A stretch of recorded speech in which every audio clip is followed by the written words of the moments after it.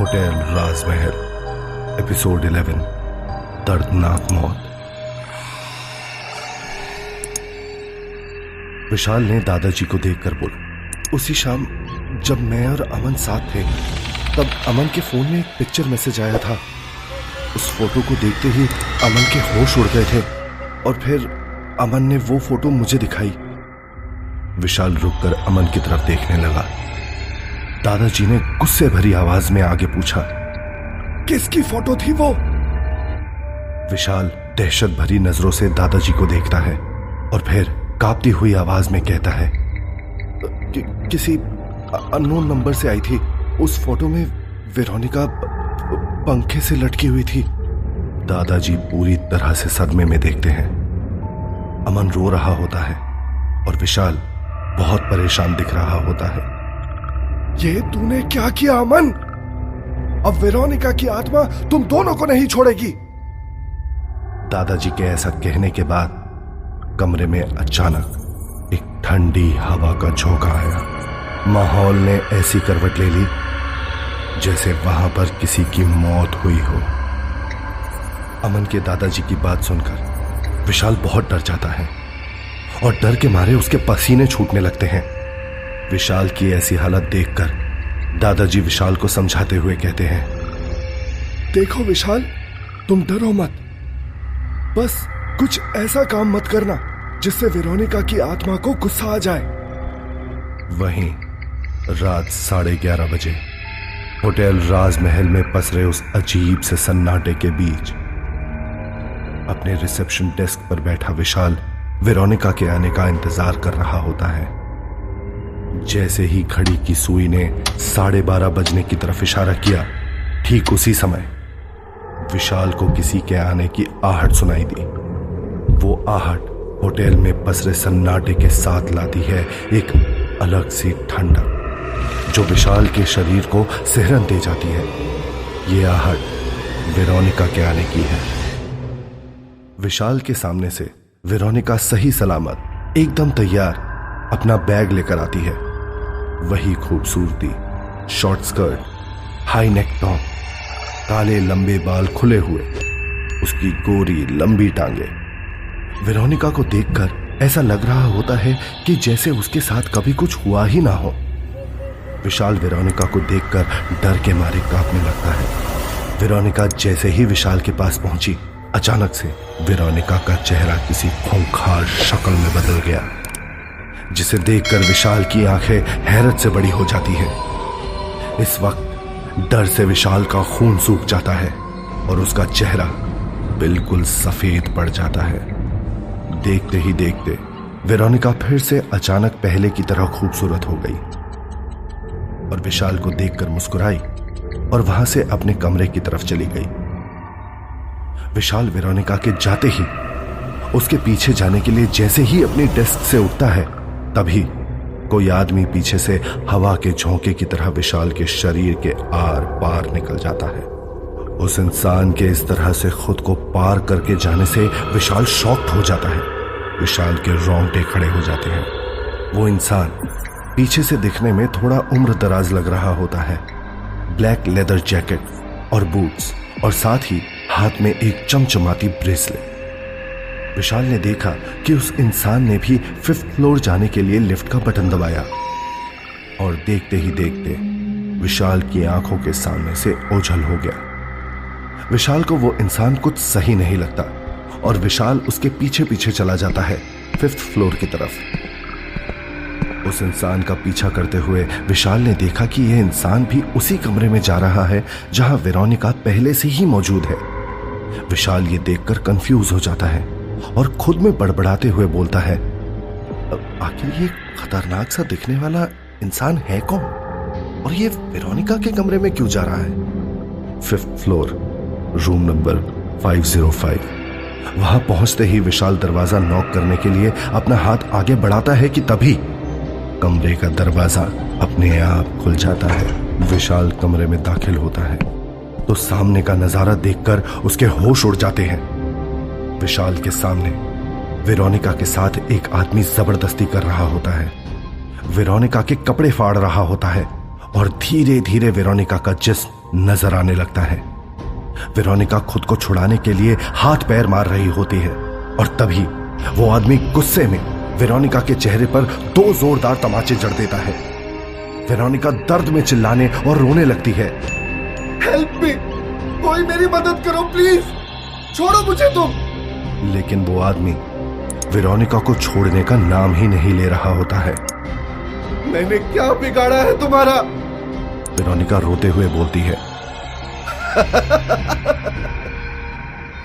तुझे जाने दे दूं? ऐसे कैसे मेरी जान? बिना मजा किए मैं तो तुझे यहां से खिसकने भी नहीं दूंगा। अच्छे खासे पैसे दिए हैं मैंने तेरे लिए। उस आदमी ने बहुत ही घटिया हंसी हंसते हुए कहा और फिर अपने घिनौने हाथ वेरोनिका के जिस्म पर फेरने लगा। पहले वेरोनिका के टॉप को लगभग फाड़ते हुए वो आदमी अपनी ललचाई नजरों से उसके जिस्म को देखने लगता है। वेरोनिका के गोरे लंबे पैर अब पूरी तरह से नजर आ रहे हैं, जिस पर वो इंसान अपने हाथ फेरते हुए वेरोनिका के मुंह तक ले जाता है और उसका मुंह बंद कर लेता है।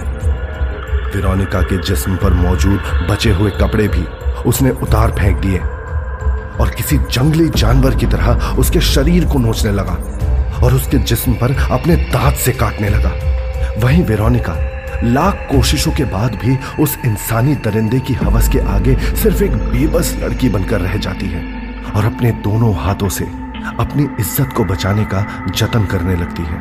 वहीं विशाल ये सब देख ही रहा होता है कि तभी उसके दाहिने कान में एक आत्मा धीरे से बोलती है, देख क्या रहे हो? अब तो उसे बचा लो। तभी विशाल को अपने बाएं कान में भी वो दूसरी आत्मा फुसफुसाती है, उसकी फिक्र तुम मत करो, तुम बस अपनी जान बचाओ। इतनी देर में विशाल के कानों में अब वेरोनिका की तेज दर्द भरी चीखें गूंजने लगती हैं। वेरोनिका को इतने दर्द में देखकर विशाल खुद को बेहद बेबस महसूस करता है, क्योंकि उसके सामने वो आदमी इंसान और जानवर के बीच का फर्क बिल्कुल भूल चुका है। वो आदमी वहशी दरिंदे की तरह वेरोनिका पर टूट पड़ा है और वेरोनिका की करहाती आवाजें विशाल के अंतर मन को झंझोड़ रही होती है। विशाल वहीं पास रखी एक चेयर उठाता है और उस आदमी पर वार करता है, लेकिन वो चेयर उस आदमी के आर पार हो जाती है और उस आदमी पर कोई फर्क नहीं पड़ता। विशाल एक बार फिर से उस पर वार करता है, लेकिन इस बार भी वो चेयर उस आदमी के आर पार हो जाती है। ये देखकर विशाल की हवाइयां उड़ जाती हैं, उसके पसीने छूटने लगते हैं और उसके हाथ से वो चेयर अपने आप छूटकर गिर जाती है। लेकिन फिर भी विशाल वेरोनिका की मदद करना चाहता है और वो अपने हाथों से ही उस आदमी को पकड़कर वेरोनिका से दूर करना चाहता है। लेकिन जैसे ही विशाल उस आदमी के कंधे पर अपना हाथ रखता है, विशाल का हाथ उस आदमी को पकड़ ही नहीं पाता। विशाल कई बार अपने हाथ से उस आदमी को दूर करने की कोशिश करता है, लेकिन हर बार विशाल नाकाम हो जाता है, जैसे वो बस धुएं को पकड़ने की कोशिश कर रहा हो। वो आदमी वेरोनिका के जिस्म को बिल्कुल भूखे भेड़िए की तरह नोचने में लगा हुआ है और फिर जब वेरोनिका बेजान हो जाती है तो वो इंसान उसके ऊपर से हटने लगता है कि तभी मौका पाकर वेरोनिका साइड टेबल पर रखे फ्रूट बास्केट से चाकू उठाती है और उस आदमी पर हमला कर देती है, जिससे उस आदमी के हाथ पर हल्की सी खरोच आ जाती है। लेकिन इस खरोच से उस आदमी का खून खौल उठता है और वो उसी चाकू से वेरोनिका की गर्दन पर तेजी से वार कर देता है। वेरोनिका की गर्दन से खून की धार बहने लगती है। वेरोनिका बुरी तरह से तड़पने लगती है और वो सफेद बेडशीट खून से पूरी लाल हो जाती है। यह देखकर विशाल की आंखें फटी की फटी रह जाती हैं। उसके मुंह से चीख निकलने ही वाली होती है कि तभी वो अपने दोनों हाथ से अपना मुंह बंद कर लेता है। वो आदमी बेड से उठता है और अपने कपड़े पहनकर तड़पती हुई वेरोनिका के पास जाता है और उसकी गर्दन को पकड़कर एक झटके में अपनी मजबूत हाथों से सूखे टहनी की तरह मरोड़ देता है। गर्दन पर दबाव पड़ते ही वेरोनिका की चीख उस पूरे कमरे में गूंज उठती है और अगले ही पल वेरोनिका की गर्दन उसके धड़ से झूलती हुई नजर आती है। वहीं वो वहशी अब वेरोनिका के शरीर के एक एक हिस्से को किसी गीली लकड़ी की तरह मरोड़ मरोड़ कर तोड़ने लगता है। पहले वेरोनिका का सर, फिर दोनों हाथ, फिर टांगे। ये हैवानियत देखकर विशाल का दिमाग सुन्न पड़ जाता है। उसका दम घुटने लगता है और वो कुछ भी नहीं कर पा रहा होता है। वेरोनिका का कमरा देखते ही देखते किसी कसाई खाने में तब्दील हो गया होता है और वो आदमी वेरोनिका के ढीले पड़ चुके शरीर के उन टुकड़ों को एक सूटकेस में दरिंदगी के साथ ठूसने लगता है। अपने काम को अंजाम देने के बाद वो आदमी घसीटते हुए सूटकेस को लिफ्ट की तरफ लेकर जाने लगता है। सूटकेस से लगातार खून की बूंदें टपक रही हैं और उस आदमी के खून में सने जूतों के निशान बनते जा रहे हैं। फिर विशाल उस आदमी को लिफ्ट के अंदर जाता देखता है। वहीं विशाल भी घबराया हुआ सीढ़ियों से तेजी से नीचे आता है और वो उस आदमी को लिफ्ट से सूटकेस को बाहर घसीटता हुआ पाता है। फिर वो आदमी होटल से बाहर जाने लगता है। विशाल की नजर खून से बने घसीटने के निशानों से हटती ही नहीं है। वो काफी डरा हुआ है और जैसे ही वो आदमी होटल के दरवाजे से बाहर जाने ही वाला होता है, विशाल फौरन दरवाजे की तरफ भागता है और उस आदमी को पकड़ने की कोशिश करता है। लेकिन तभी वो दरवाजा विशाल के मुंह पर अपने आप ही बंद हो जाता है और विशाल कुछ नहीं करता। वो बस उस दरवाजे पर अपना हाथ मार कर रह जाता है। कुछ देर तक विशाल गुस्से में दरवाजे को लगातार पीटता चला जाता है और फिर थक हार कर घुटनों के बल जमीन पर बैठकर गिड़गिड़ाने लगता है। विशाल खुद को बहुत ही असहाय महसूस करता है क्योंकि वो चाहकर भी वेरोनिका की मदद नहीं कर पाया। अभी सुबह के 2:30 बज रहे होते हैं। पूरे होटल में एक अजीब सा सन्नाटा पसरा हुआ है, जैसे कोई तूफान अभी अभी होकर गुजरा हो। अभी विशाल के दाएं कान में आत्मा फुसफुसाते हुए कहती है, अब तेरा क्या होगा विशाल? तभी विशाल के बाएं कान से फुसफुसाती हुई आवाज कहती है, उसकी बात मत सुन विशाल। जाओ तुम वेरोनिका के कमरे में जाकर देखो, शायद तुम वेरोनिका की मदद कर पाओ। उस दूसरी आत्मा की बात सुनकर विशाल की आंखें चमक उठती हैं और वो फिर से वेरोनिका के कमरे की तरफ जाने के लिए उठ खड़ा होता है। वेरोनिका के कमरे में पहुंचते ही विशाल ने देखा कि वहां वेरोनिका मौजूद है, जिसे देखकर विशाल चौंक जाता है क्योंकि विशाल ने अभी कुछ ही देर पहले ही तो वेरोनिका को मरते हुए देखा था। विशाल को वहां देख वेरोनिका जोर जोर से खौफनाक हंसी हंसने लगती है और बोलती है, मुझे पता था तुम यहां जरूर आओगे विशाल। इतना बोलते ही अचानक वेरोनिका का खूबसूरत चेहरा एक डरावनी शक्ल में तब्दील हो जाता है। चारों तरफ लाल रोशनी हो जाती है और ठंडक घुली एक अजीब सी गंध माहौल में फैल जाती है। वो लड़की जो अभी कुछ देर पहले किसी अप्सरा की तरह लग रही थी और अब उसका बदला हुआ रूप किसी को भी डरा देने के लिए काफी है। एक अजीब सी सिकुड़ी चमड़ी लिए, आंखों की जगह सिर्फ गड्ढे और होठों से मानो खून निकलकर सूख चुका हो। गले पर चाकू के जख्म का गहरा निशान, उसके काले लंबे बाल उसके पूरे चेहरे को घेरे हुए हैं, जिससे उसका चेहरा विशाल को पूरा नहीं दिखता। तभी हवा का एक झोंका आता है और वेरोनिका के चेहरे से उसके बाल हटते हैं। वेरोनिका के बाल हटते ही विशाल पूरी तरह से डर जाता है। वेरोनिका का पूरा चेहरा खून से सना होता है, जिस पर जगह जगह कटे हुए निशान दिख रहे होते हैं। वो कट के निशान इतने खौफनाक दिख रहे होते हैं कि उनको देखकर अच्छे अच्छों के भी पसीने छूट जाए। और तभी वेरोनिका ने विशाल से कहा, मेरी मौत के लिए जितना वो आदमी जिम्मेदार है ना, उतना ही तुम और अमन भी जिम्मेदार हो। यह सुनकर विशाल का चेहरा दहशत से सफेद पड़ जाता है।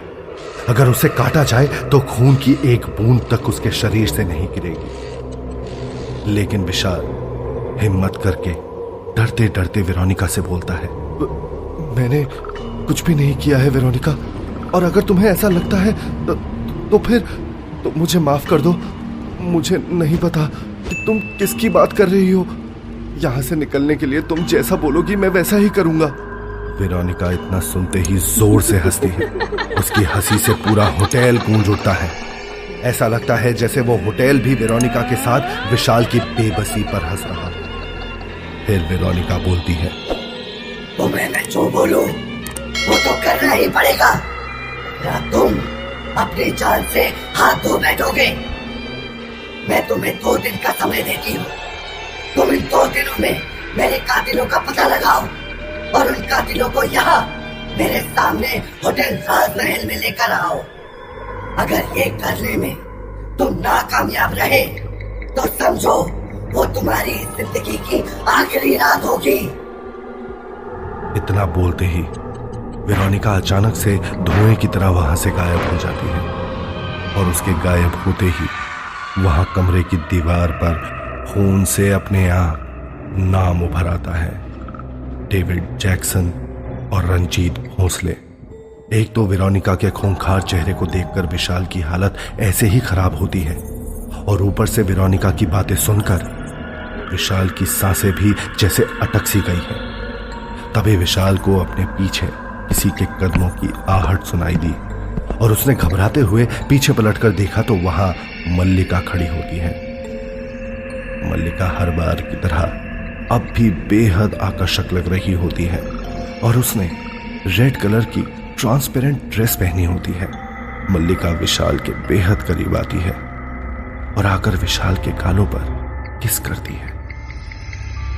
ये देखकर विशाल 2 कदम पीछे हट जाता है और बोलता है, आप ये क्या कर रही हैं? मल्लिका धीरे से कहती है, क्या करूं विशाल, तुम्हें देखते ही मेरा रोमांस बाहर निकल आता है। तुम इतने अच्छे हो विशाल, लेकिन ये वेरोनिका, ये बहुत खतरनाक है। विशाल मल्लिका से पूछता है, क्या आप जानती हैं कि इस दीवार पर जो 2 नाम लिखे हैं वो कौन है? मल्लिका हंसती हुई कहती है, विशाल, इनके बारे में पता लगाना तो तुम्हारा काम है, मेरा नहीं। लेकिन अगर तुम ये काम करने में नाकाम रहे तो वेरोनिका तुम्हें जिंदा नहीं छोड़ेगी और मैं भी तुम्हारी कोई मदद नहीं कर पाऊंगी। ये सुनकर विशाल के होश उड़ जाते हैं। तो क्या होगा आगे की कहानी में? क्या पता लगा पाएगा 2 कातिलों के बारे में विशाल? क्या अपनी और अमन की जान बचा पाएगा या वेरोनिका के हाथों मारा जाएगा? जानने के लिए सुनिए होटल राजमहल।